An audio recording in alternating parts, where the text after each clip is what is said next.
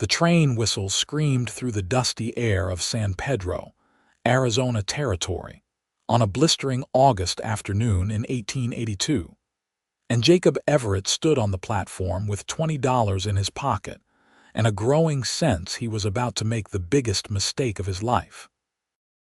He had not planned for any of this. 3 months ago, his ranch had been thriving, the cattle healthy, the land producing enough to keep him comfortable. Then the drought came, followed by a mysterious illness that swept through half his herd. The bank had given him until September to make his loan payment, or they would take everything his father had built. In desperation, he had done something he never thought he would do. He had answered an advertisement for a mail-order bride, hoping that her promised dowry of $100 would at least buy him some time. The letter had described Penelope Dawson as a woman of good character, educated, and willing to make a fresh start in the West. What it had not mentioned was why a woman of such qualities would agree to marry a stranger sight unseen. Jacob had been too desperate to ask questions. He had sent the money for her train fare and waited. Now, as the locomotive hissed to a stop and passengers began to disembark, Jacob felt his throat tighten. He was 31 years old, tall and lean from hard work, with dark hair that curled at his collar and green eyes that had seen too much disappointment. He wore his best shirt, cleaned and pressed, and his boots were polished. It was the most effort he had put into his appearance in years. Women stepped down from the train cars, their faces searching the platform for familiar features. Families reunited with shouts of joy. Business travelers hurried past with their leather cases. Jacob watched them all, looking for someone who might be looking for him. Then he saw her, standing alone beside her trunk, and his heart did something unexpected. She was perhaps 23 or 24, with auburn hair pinned beneath a simple bonnet and dark blue eyes that seemed to take in everything around her with quiet intelligence. She wore a gray traveling dress that had seen better days, and she held herself with a strange combination of dignity and uncertainty. Their eyes met across the platform. He saw her take a breath and lift her chin before she began walking toward him. He met her halfway. Jacob Everett. Her voice was soft but steady. "Miss Dawson." He removed his hat. "Welcome to San Pedro." She extended her hand and he shook it gently. Her fingers were slender and cool despite the heat. Up close, he could see that her face was pale, with shadows beneath her eyes that spoke of sleepless nights and worry. "I hope your journey was not too difficult," he said, suddenly aware of how formal he sounded. "It was long," she replied, "but I am grateful to be here." There was a moment of awkward silence. Jacob cleared his throat. "I have a wagon. We can load your trunk and head to the ranch before it gets too late." "Of course." Penelope glanced back at her belongings. "I have just the one trunk and a smaller bag." As Jacob moved to retrieve her luggage, he noticed something that made his stomach drop. A well-dressed man in a fine suit approached them, his expression cold and determined. "Penelope." The man's voice was sharp. "I knew you would try something foolish." Penelope's face went white. "Theodore." "What are you doing here? What do you think?" Theodore Ashford stepped closer, ignoring Jacob entirely. "Your father sent me to bring you back. This ridiculous scheme ends now." Jacob set down the trunk he had been lifting. "I do not know who you are, sir, but the lady came here of her own free will." Theodore finally looked at him, his lip curling with disdain. "The lady is promised to me. Her father and I have an arrangement. She has no right to be here." "I have every right," Penelope said, her voice shaking but firm. "I am of age and I make my own decisions. I will not marry you, Theodore. Your father will cut you off completely. You will have nothing." Theodore's face reddened with anger. "You think this cowboy can provide for you?" "Look at him. He probably cannot even afford to feed himself, much less a wife. Jacob felt his own anger rising, but Penelope spoke before he could respond. That is my concern, not yours. Please leave, Theodore. There is nothing for you here. You will regret this. Theodore's eyes were cold. Your father will make sure of it, and you, he turned to Jacob, you have no idea what you are getting yourself into. With that, Theodore stalked away, his expensive boots clicking on the wooden platform. Jacob watched him go, then looked at Penelope. She was trembling, her hands clasped together so tightly her knuckles had turned white. "Are you all right?" he asked quietly. She nodded, not trusting herself to speak. "The money you promised," Jacob said slowly. "The dowry, I am guessing that is no longer coming." Penelope closed her eyes. "I am so sorry. I should have been honest from the beginning. My father is wealthy, but he wanted me to marry Theodore. When I refused, he threatened to force the marriage. I saw your advertisement and I thought it was my only chance to escape. I lied about the dowry. I have no money to give you."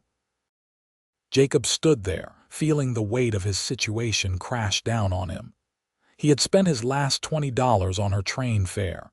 He had been counting on that $100. Without it, he would lose the ranch for certain. He should have been furious. He should have left her there on that platform. Instead, he looked at her frightened face and made a decision that defied all logic. "Come on," he said, picking up her trunk. "Let us get out of this heat." Penelope stared at him. "You still want me to come with you?" "We can figure out the rest later. Right now, you need a place to stay, and I already paid for your ticket. No sense in wasting that." The ride to the ranch was quiet. Penelope sat beside Jacob on the wagon bench, her smaller bag clutched in her lap. The landscape around them was harsh and beautiful, all red rocks and scrub brush stretching toward distant mountains. The sun beat down mercilessly, and dust rose from the wagon wheels in small clouds. "How much land do you have?" Penelope finally asked. 500 acres. Most of it grazing land for cattle. There is a creek that runs through the property, which is why my father bought it 20 years ago. Water rights are everything out here. It must be difficult, managing all of that alone. Jacob glanced at her. "I have 2 ranch hands. Miguel and his son Carlos. Good men, hard workers, but yes, it is difficult, especially lately. The drought, among other things." He did not elaborate, and Penelope did not press. The ranch house came into view as they crested a small rise. It was a simple wooden structure, weathered but solid, with a wide porch and a stone chimney. There were several outbuildings, a barn and corrals where a few dozen cattle grazed listlessly in the heat. "It is not much," Jacob said, suddenly self-conscious. "It is lovely," Penelope replied, and she sounded like she meant it. Miguel came out of the barn as they approached, wiping his hands on a rag. He was in his 50s, with graying hair and a weathered face that broke into a smile when he saw them. "So the bride has arrived," he said in accented English. "Welcome, Senora." "This is Penelope," Jacob said, helping her down from the wagon. "Penelope, this is Miguel Rodriguez. He has been with the ranch since my father's time. Please, just Penelope," she said, extending her hand. Miguel shook it gently. "Come, I will show you the house," Jacob said, carrying her trunk inside. The interior was clean but sparse. A main room served as both kitchen and sitting area, with a stone fireplace and a rough wooden table. 2 doors led to what Penelope assumed were bedrooms. "You can have my room," Jacob said, setting her trunk down. "I will sleep in my father's old room. I do not want to displace you. It is already decided." His tone left no room for argument. "Are you hungry? I can make something simple. Please let me. It is the least I can do." Penelope removed her bonnet and rolled up her sleeves. "If you will show me where things are." They worked together in the kitchen, and Jacob found himself watching her move about the space with quiet efficiency. She made a simple meal of beans and cornbread, using the supplies she found in his cupboards. They ate at the table as the sun began to set, painting the sky in shades of orange and red. "Why did you really come here?" Jacob asked finally. "There must have been other options." Penelope set down her fork. "Theodore Ashford is a cruel man. My father sees only his money and his connections. He would not listen to my objections. When I told him I would not marry Theodore, he locked me in my room. I knew that if I did not escape, I would be forced to the altar. Your advertisement offered a way out. And you thought marrying a stranger would be better. I thought having a choice would be better. I thought that anyone who was honest enough to advertise for a wife might at least be honest in other ways." She met his eyes. "I am sorry I deceived you about the money. I was desperate." Jacob was quiet for a moment. "I needed that money. The bank is going to foreclose on the ranch if I cannot make the payment by the end of September. I have been trying everything I can think of, but nothing has worked." "How much do you need?" $200. Penelope's face fell. "That is a fortune. Not to your father, I would guess." "No, but he will never give it to me now, not after what I have done." She paused. "How did the ranch fall into such debt?" Jacob sighed. "My father borrowed money to expand the herd 5 years ago. He died before he could pay it back. I have been making payments, but then the drought hit and half my cattle got sick. I lost nearly everything. I sold what I could, but it was not enough." They sat in silence, the weight of their respective problems settling over them like dust. "I know something about cattle," Penelope said suddenly. Jacob looked at her in surprise. "You do?" "My father owned several ranches in Texas. I spent my childhood visiting them. The foreman would show me around, explain how things worked. I found it fascinating." She hesitated. "When you said your cattle got sick, what were the symptoms?" "Weakness, loss of appetite, difficulty breathing. Some of them had swelling in their legs and chest." Penelope frowned, thinking. "Did they graze in any new areas before the sickness started?" "We moved them to the north pasture when the creek started running low in the south. There is a pond there that still had water. Show me tomorrow. I might be able to help." Jacob wanted to feel hopeful, but he had been disappointed too many times. "All right. But it is getting late now. You should rest. It has been a long day." Penelope agreed, and they cleaned up the dishes together before she retired to her room. Jacob lay in his father's old bed, staring at the ceiling and wondering what he had gotten himself into. He had a wife who was not really a wife, no money, and a ranch on the verge of collapse. And yet, when he thought of Penelope's determined expression as she spoke about the cattle, he felt something he had not felt in months: hope. The next morning dawned clear and hot. Penelope woke early, dressed in a simple cotton dress, and found Jacob already in the kitchen making coffee. "Good morning," she said. "Morning. There is bread and some preserves if you want breakfast." They ate quickly, and then Jacob saddled 2 horses. Penelope rode well, he noticed, sitting straight in the saddle and handling the horse with confidence. The north pasture was about a mile from the main house. As they rode, Penelope looked around at the land with keen interest. When they reached the pond, she dismounted and walked around it slowly, examining the plants growing near the water's edge. "There," she said, pointing to a cluster of low-growing plants with white flowers. "That is white snakeroot. It is poisonous to cattle. If they eat it, they develop what people call milk sickness. The symptoms match what you described." Jacob stared at the plants. "How do you know this?" "One of my father's ranches had the same problem. They lost dozens of cattle before they figured out what was causing it. The foreman there spent a whole afternoon telling me about poisonous plants and how to identify them." She looked up at him. "If you fence off this area and keep the cattle away from these plants, they should recover. The ones that are not too far gone, at least." Jacob felt a surge of genuine hope. Are you certain? As certain as I can be without knowing for sure, but it makes sense, does it not?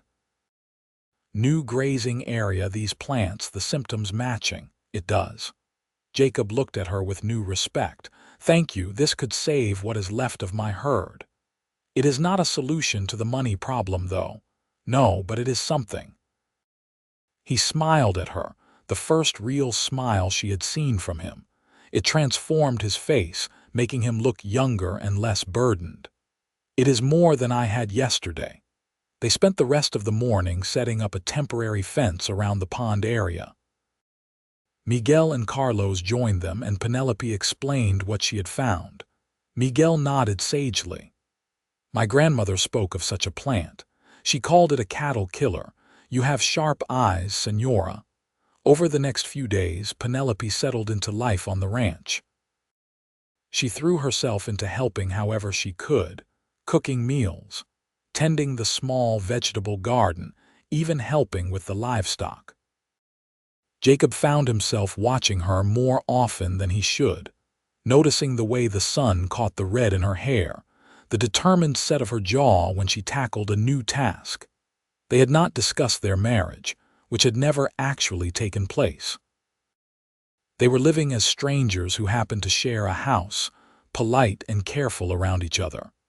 But Jacob felt the tension growing, an awareness that became harder to ignore. One evening, about a week after her arrival, they sat on the porch watching the sunset. The air was finally cooling after another scorching day. I have been thinking, Penelope said, about your money problem. Have you come up with $200? Jacob asked, only half joking. No, but I have been thinking about this ranch. You have water rights, good land, and the cattle are already recovering. What you need is not just money for one payment. You need a sustainable income. I am open to suggestions. Horses. Jacob turned to look at her. What about them? The army is always looking for good horses. So are the ranchers coming into the territory. If you could breed and train horses, you could charge a premium, much more than you make from cattle. I do not know anything about breeding horses. I do.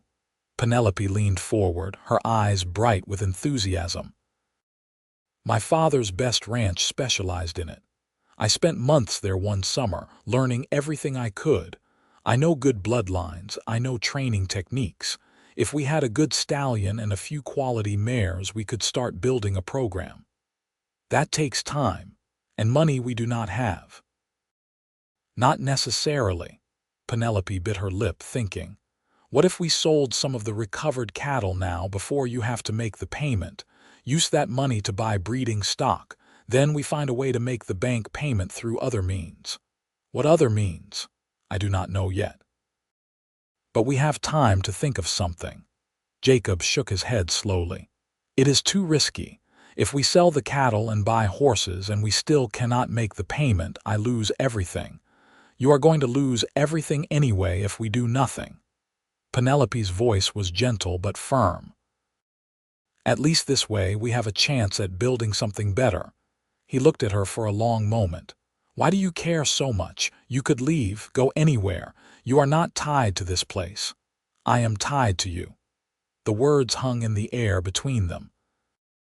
We may not have had a proper ceremony, but I came here intending to be your wife.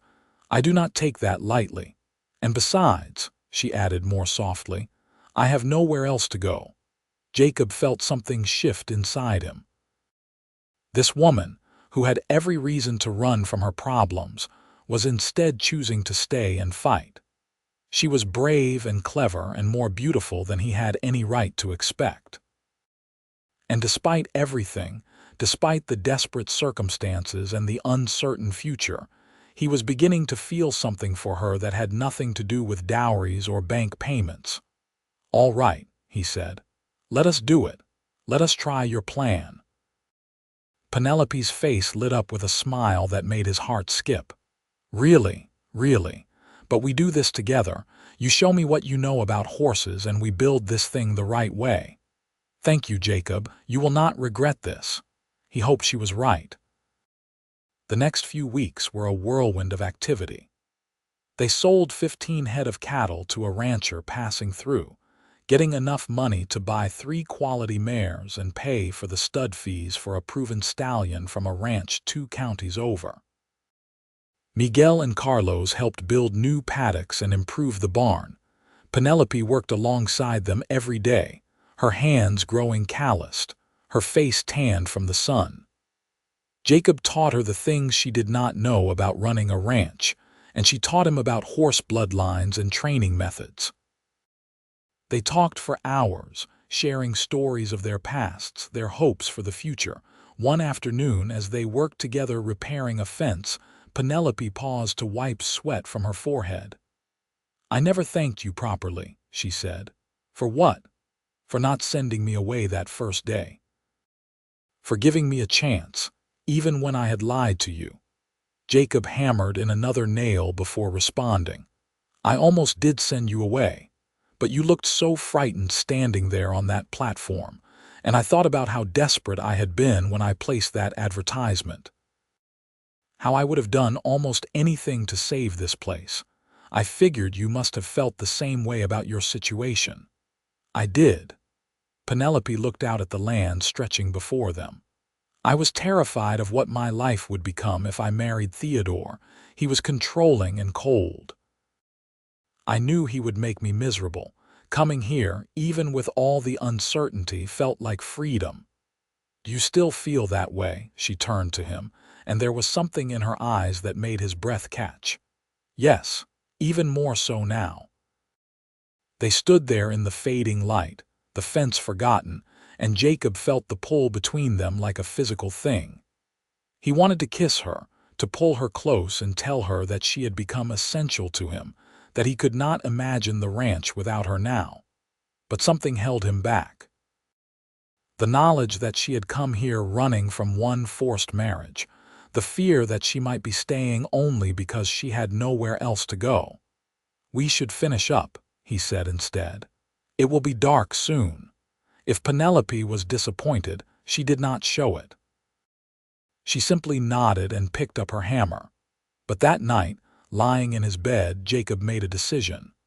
When this was all over, when the ranch was saved or lost, he would tell her how he felt. He would give her a real choice, free from desperation and necessity. And whatever she decided, he would accept it. September arrived with no relief from the heat. The bank payment was due in 3 weeks, and they were still $150 short.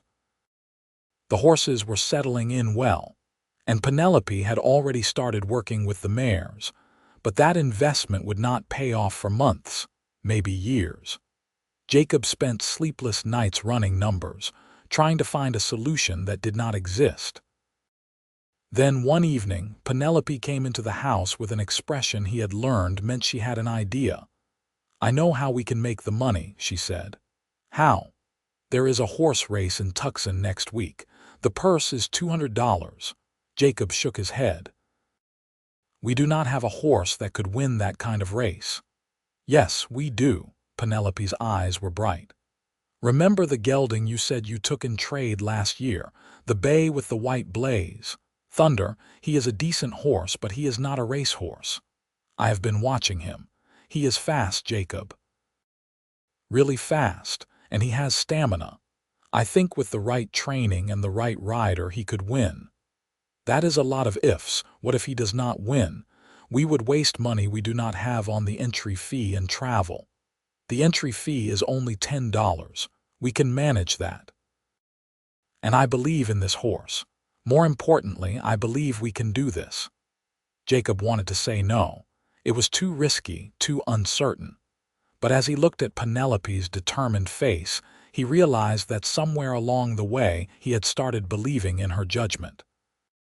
She had been right about the sick cattle. She had been right about the horses. Maybe she was right about this too. "Who would ride him?" he asked. "I will."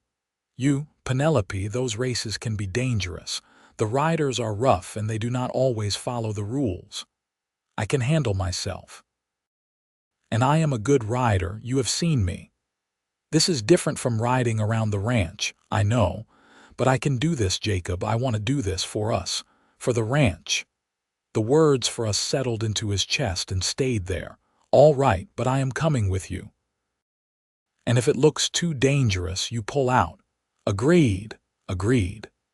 They spent the next week preparing. Penelope worked with Thunder every day, pushing him to run faster, teaching him to respond to her commands instantly. Jacob watched her ride, marveling at her skill and her fearlessness. She rode like she was born in the saddle, her body moving with the horse as if they were one creature. Miguel was less enthusiastic about the plan. "It is dangerous, patron. These races, they are not for ladies." "I am not exactly a lady anymore, Miguel," Penelope said with a smile. "I am a rancher's wife."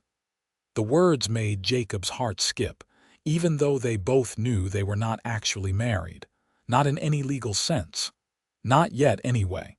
The morning they left for Tucson, Carlos helped them load Thunder into a borrowed trailer. The gelding seemed to sense the excitement, prancing and tossing his head. "You be careful, Senora," Carlos said. "And you win, yes." "I will do my best," Penelope promised. The journey to Tucson took 2 days. They camped one night under the stars, the horses hobbled nearby. Jacob built a fire and they sat beside it, eating beans and hardtack. "Are you nervous?" Jacob asked. "Terrified," Penelope admitted, "but in a good way, like everything is about to change. What if we lose? Then we lose, but at least we will have tried." She looked at him across the fire. "I have learned something these past few months. Trying and failing is not nearly as bad as never trying at all. I spent years being afraid, letting my father control my life because I was too scared to take a risk. Coming here was the first real choice I ever made for myself. And even with all the difficulties, I would make the same choice again." "I am glad you did," Jacob said quietly. "Make that choice, I mean. I know this is not what you imagined when you answered that advertisement, but I am glad you are here. So am I." They looked at each other across the flames, and Jacob felt all the things he had not said pressing against his chest. But before he could find the words, Penelope yawned and stretched. "I should try to sleep. Big day tomorrow." "Right, yes. Good night, Penelope." "Good night, Jacob." He lay in his bedroll, listening to her breathing even out as she fell asleep, and thought about what he would say to her after the race. Win or lose, he would tell her the truth, that he had fallen in love with her, that he wanted her to stay, not because of desperation or convenience, but because life without her seemed impossibly empty. Tucson was hot and dusty and crowded when they arrived. The race was being held at the edge of town, in a large open area that had been marked out for a track. Other riders were already there with their horses, and Jacob felt his stomach sink when he saw them. They were rough-looking men, professional gamblers and cowboys looking to make quick money. And then there was Penelope in her borrowed riding clothes, looking small and out of place. "Maybe this was not such a good idea," he muttered. "Too late now," Penelope said cheerfully. She swung down from her horse and began checking Thunder's saddle and bridle. A heavy-set man with a clipboard approached them. "Entry?" "Yes," Jacob said, handing over the $10 fee. The man looked at Penelope and raised an eyebrow. "The lady is riding." "That is right. Suit yourself. Race starts in 1 hour. 6 laps around the marked course. First across the finish line wins. No weapons, but other than that, anything goes. Understood?" "Understood," Penelope said before Jacob could respond. The next hour passed in a blur. Other riders eyed them with amusement and disdain. A few made crude comments that made Jacob's fists clench, but Penelope ignored them, focused entirely on preparing herself and her horse. Finally, it was time. The riders lined up at the starting point, 12 in all. Penelope sat straight in her saddle, her face calm and determined. Jacob stood at the sidelines, his heart pounding so hard he thought it might break through his ribs. A gunshot cracked through the air and the horses exploded forward. The first lap was chaos. Riders jostled for position, and Jacob saw one man try to crowd Penelope toward the edge of the track. But she was ready, guiding Thunder away from the danger with practiced ease. By the second lap, the pack had begun to spread out. Thunder was running in the middle of the group, and Penelope was holding him steady, not pushing him yet. "She is waiting," Miguel said. He had insisted on coming along, and now he stood beside Jacob, watching intently. "She is letting the others tire their horses." He was right. By the fourth lap, several horses were clearly flagging. Penelope began to move Thunder forward, passing one rider then another. The crowd was shouting now, sensing an upset. On the fifth lap, there were only 3 horses in the lead. Thunder, a big black stallion, and a gray mare. The riders of the other 2 horses were using their crops liberally, but Penelope relied only on her voice and her hands, urging Thunder on with words Jacob could not hear from the sidelines. The final lap. The 3 horses were neck and neck. Jacob stopped breathing. The crowd was roaring. And then, in the final stretch, Penelope leaned forward, low over Thunder's neck, and the gelding responded with a burst of speed that seemed to come from nowhere. They crossed the finish line half a length ahead of the black stallion. Penelope had won. The crowd erupted. Jacob was running before he realized he had moved, reaching Penelope just as she dismounted. She was laughing and crying at the same time, and he caught her in his arms and spun her around. "You did it. You actually did it." "We did it," she said, holding on to him. "Jacob, we saved the ranch." He set her down but did not let go, his hands on her shoulders, looking into her flushed, happy face. "You were incredible. I have never seen anything like that." Thunder was incredible. I just stayed on. The race official approached with an envelope. "Well, madam, I have to say I did not expect that. But a win is a win. Here is your purse." Penelope took the envelope with shaking hands. $200. More than enough to make the bank payment with some left over. That night they got a hotel room in Tucson. 2 rooms, actually, side by side. Jacob insisted on celebrating with a real dinner at the hotel restaurant, the nicest meal either of them had eaten in months.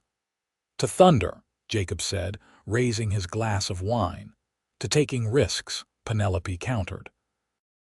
They toasted and drank, and Jacob thought he had never seen her more beautiful. She had changed into her good dress, the only fancy thing she owned, and her eyes sparkled in the lamplight. "I need to tell you something," Jacob said. Penelope set down her glass. "That sounds serious." "It is. I have been wanting to say this for weeks now, but the timing never seemed right." He took a breath. "When you first arrived, I thought of you as a solution to a problem, a way to save the ranch. But you became so much more than that. You became my partner, my friend. You became the person I thought about first thing in the morning and last thing at night. Penelope, I have fallen in love with you." Her eyes widened, and for a moment she did not speak. Jacob felt panic rising. "I know this is not what you signed up for," he continued. "I know you came here to escape, not to find another man trying to tie you down. So I want you to know that I am not asking for anything. After we make the bank payment, if you want to leave, I will help you. I will give you money to start over somewhere else. I will support whatever choice you make. I just needed you to know the truth." Penelope reached across the table and took his hand. "Jacob Everett, you are the most infuriating man." His heart sank. "I am sorry, I should not have said anything."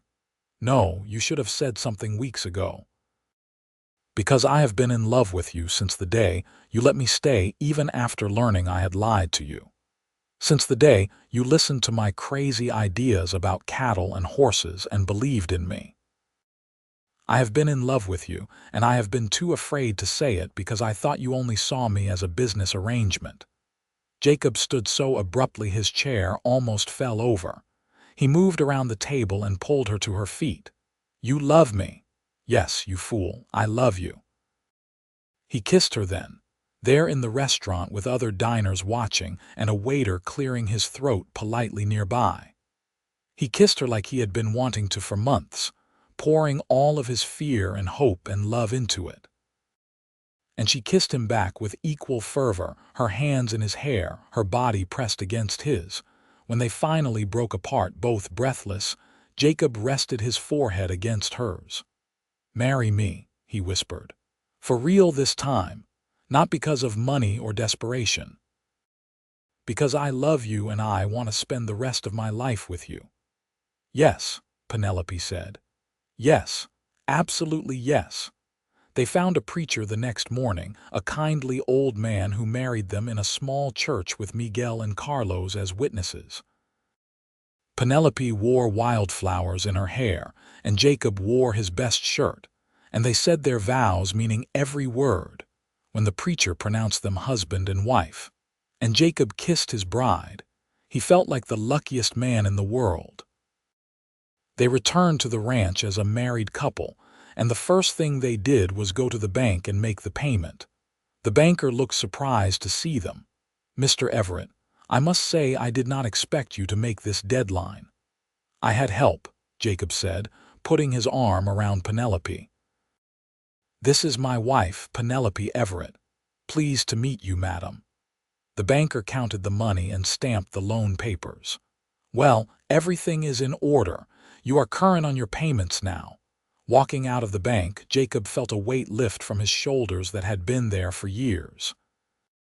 Penelope squeezed his hand. "What now?" she asked. "Now we build the best horse ranch in Arizona territory." And they did. Over the next year, their breeding program flourished.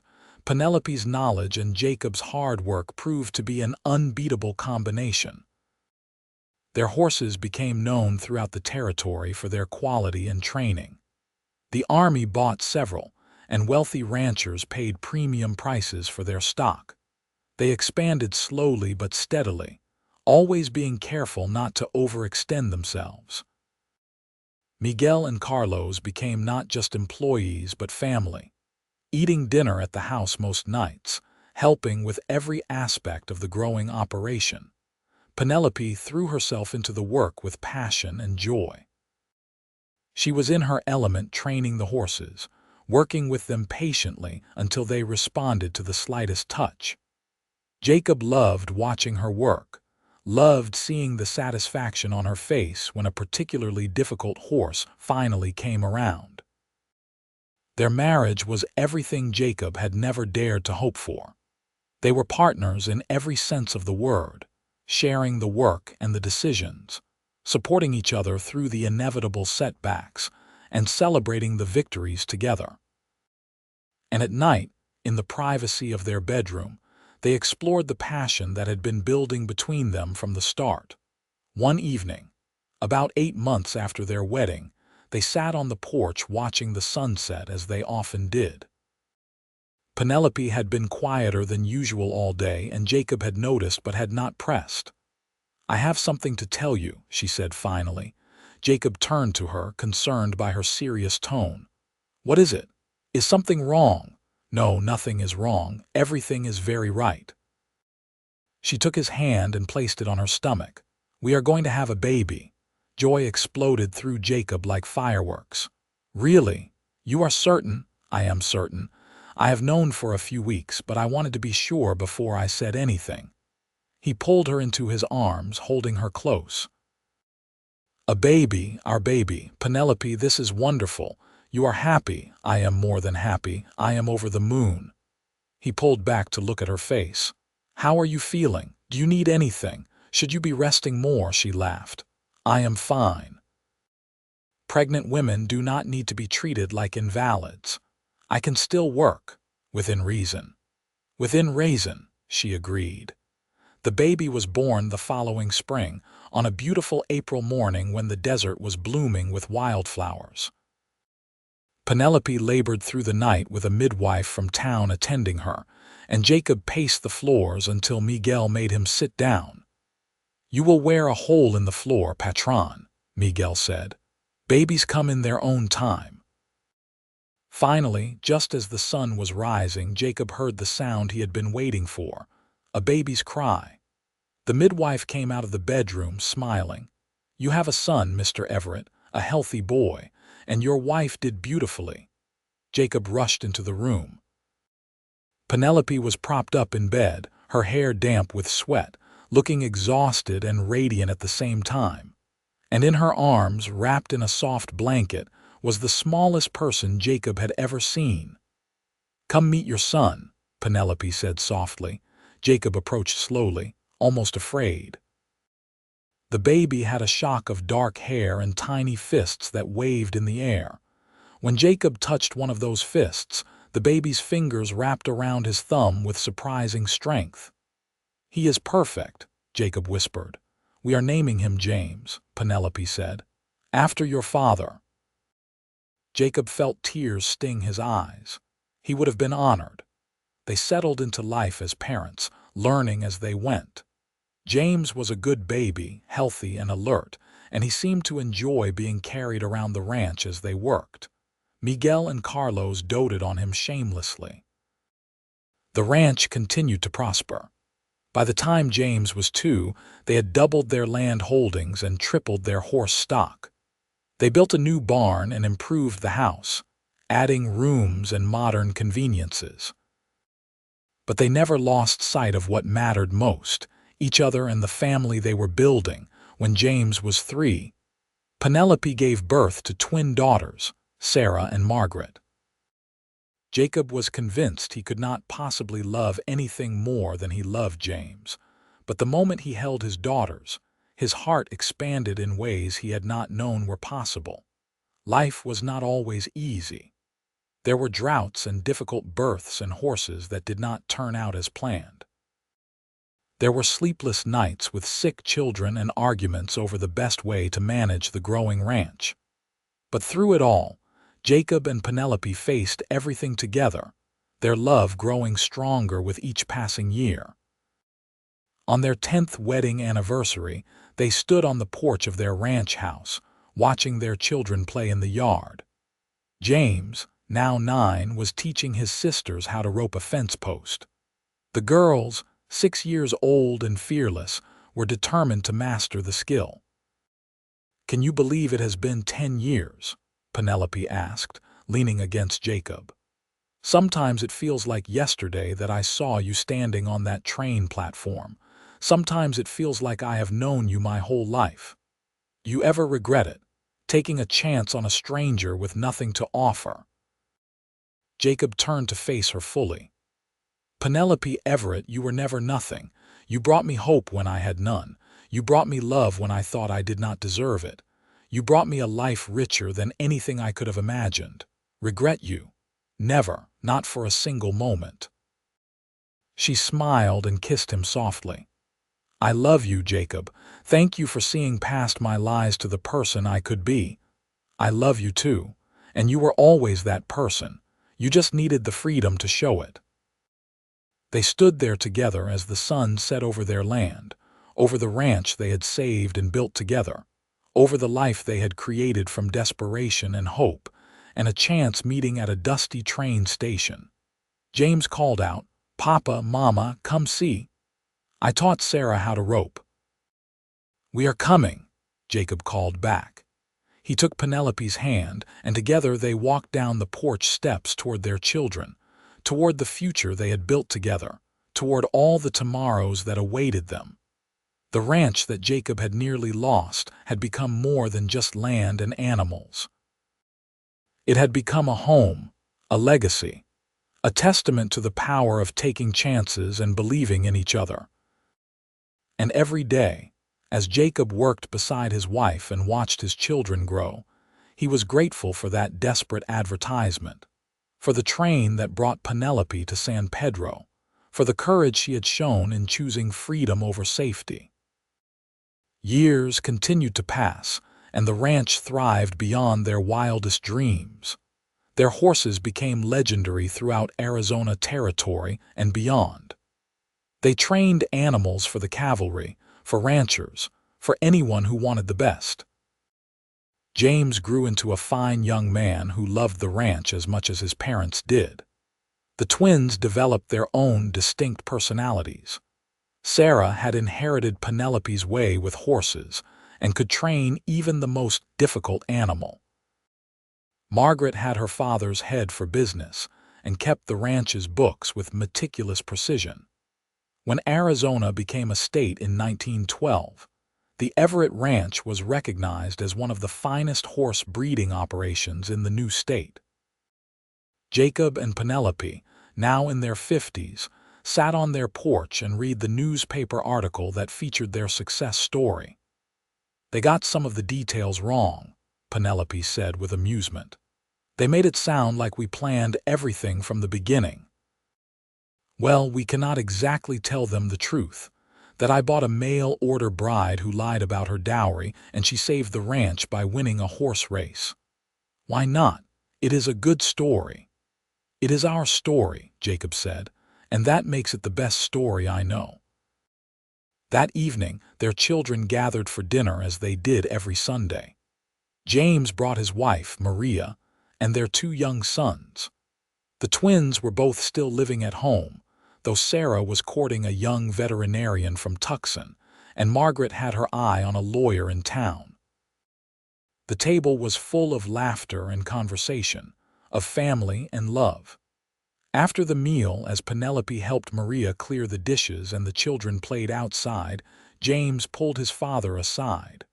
"Papa, I have been thinking. The ranch is doing so well, maybe it is time you and Mama took some time for yourselves. You have been working for 30 years straight. You deserve a rest."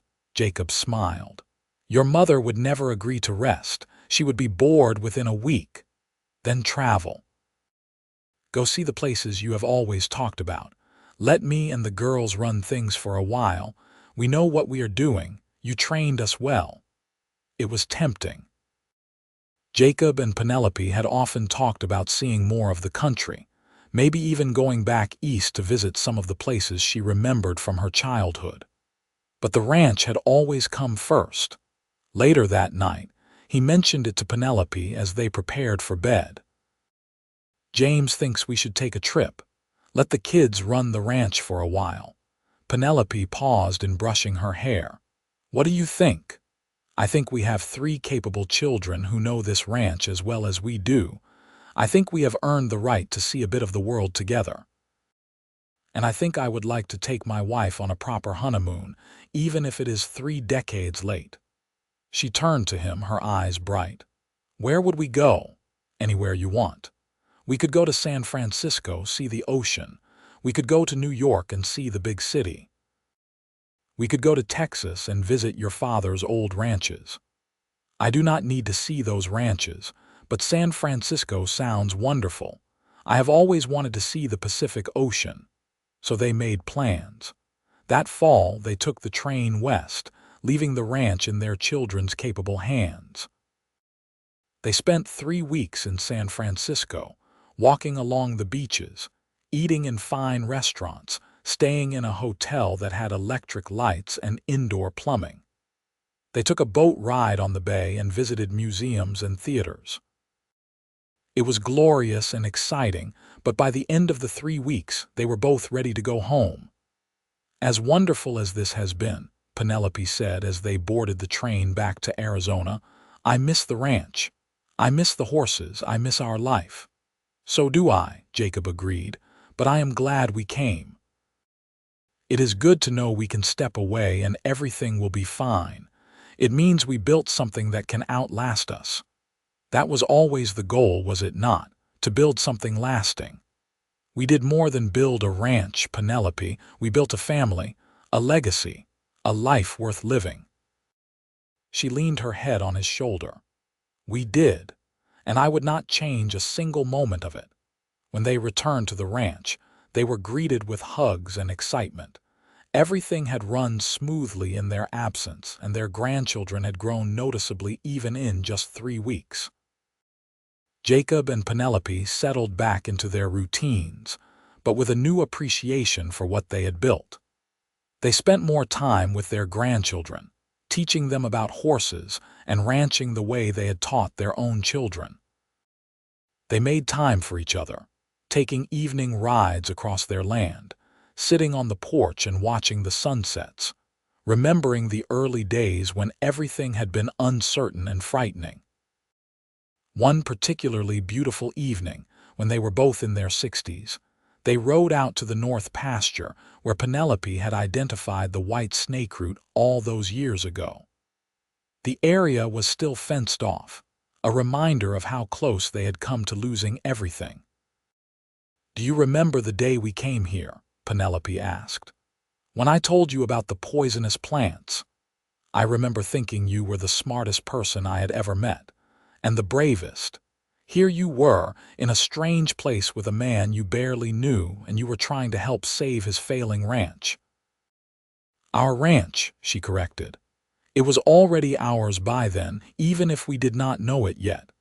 They dismounted and walked to the fence line, looking out over the land that stretched toward the distant mountains. "We have had a good life, haven't we?" Penelope said. "The best life." Jacob put his arm around her. "Better than I ever could have imagined when I stood on that train platform waiting for a stranger. Do you ever think about what would have happened if I had not come, if I had stayed and married Theodore? I try not to. The thought of you unhappy, of us never meeting, it is too painful. I think about it sometimes, and then I look at what we have, our children, our grandchildren, this beautiful place, and I am so grateful I had the courage to get on that train. I am grateful you did too. You saved more than the ranch, Penelope. You saved me." They stood there in the fading light, two people who had found each other against all odds, who had built a life from nothing but love and determination, and a willingness to take chances. The ranch spread out around them, prosperous and beautiful, a testament to everything they had accomplished together. As darkness fell, they rode back to the house, where lights glowed in the windows and their family waited. It was just an ordinary evening, one of thousands they had shared. But it was perfect in its ordinariness, in the simple joy of coming home together. Jacob and Penelope lived many more years, long enough to see their grandchildren grown and starting families of their own. They never stopped working the ranch, though they did slow down, letting the younger generation take on more responsibility. They never stopped loving each other, their bond growing deeper with each passing year. When Jacob passed away peacefully in his sleep at the age of 78, Penelope held his hand and whispered words of love. She mourned him deeply, but without regret. They had been blessed with 47 years together, years filled with love and laughter and purpose. Penelope lived 3 more years, staying active on the ranch until the very end. She spent her final days surrounded by her children and grandchildren and great-grandchildren, telling them stories of the old days, of how she and Jacob had saved the ranch and built the life they all enjoyed. On a warm spring morning, very much like the morning her first child had been born, Penelope passed away quietly, a smile on her face as if she was seeing someone she had been missing.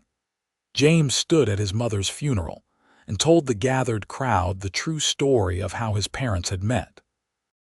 How a desperate cowboy and a runaway bride had found each other at a dusty train station and built an empire on love and trust and hard work.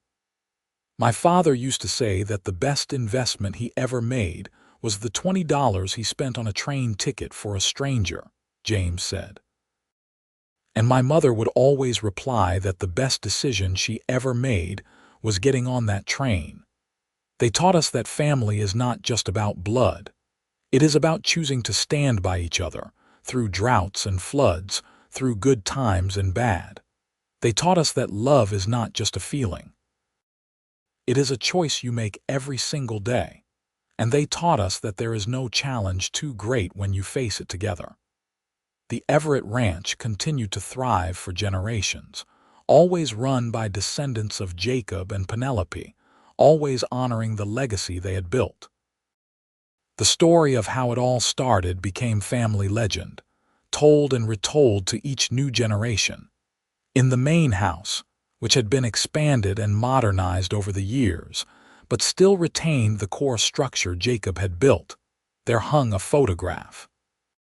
It showed a young couple standing on a porch, their arms around each other, smiling at the camera. Jacob and Penelope on their 10th wedding anniversary, their love evident in every line of their faces, in the way they leaned into each other. Below the photograph, mounted on a brass plate, were the words that James had inscribed there.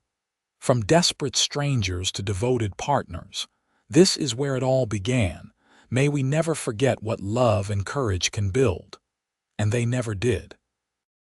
Through all the years and all the changes, through wars and depressions and boom times, the Everett Ranch remained a testament to what two people could accomplish when they chose love over fear, when they chose to build together rather than face the world alone.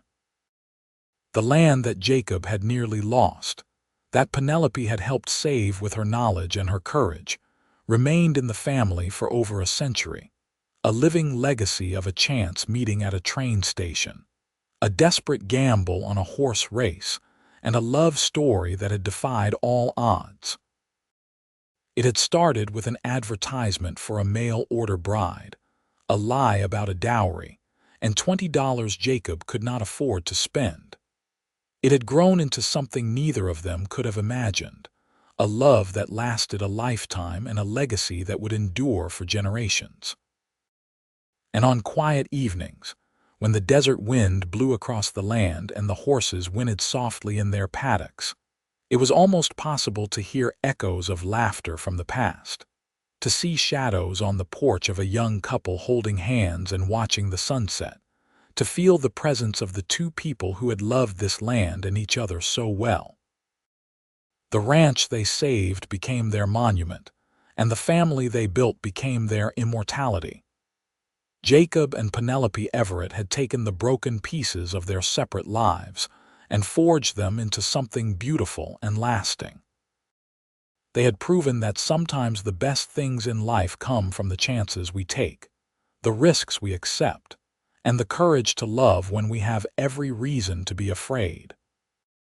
Their story ended not with death but with continuation, with children and grandchildren carrying forward their values and their dreams, with a ranch that would stand for generations as proof that love, hard work, and faith in each other can overcome any obstacle.